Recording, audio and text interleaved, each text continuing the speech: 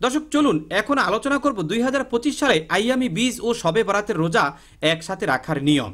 মনে রাখবেন 13ই শাবান অর্থাৎ 13ই ফেব্রুয়ারি রোজ বৃহস্পতিবার আইয়ামি বীজের পহেলা রোজা।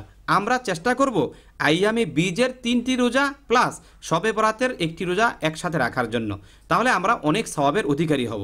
সাহরির শেষ সময় হলো 5টা 15 এবং ইফতারি শুরু হবে 5টা 55 এবং 14ই শাবান মানে 14 ফেব্রুয়ারি রোজ শুক্রবার আইয়ামি বীজের দ্বিতীয় রোজা।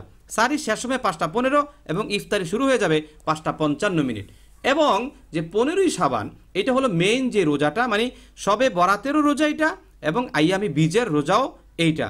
তো সাহরির শেষ সময় 5টা 14 এবং ইফতারি শুরু হয়ে যাবে 5টা 56।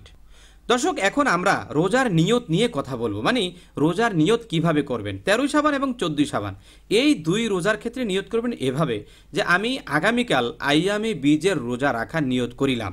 আর 15ই শাবান যে রোজাটি রাখবেন এই রোজার নিয়ত এভাবে করবেন যে আগামীকাল আইয়ামি বীজ এবং পবিত্র শবে বরাতের রোজা একসাথে রাখার আমি নিয়ত করিলাম।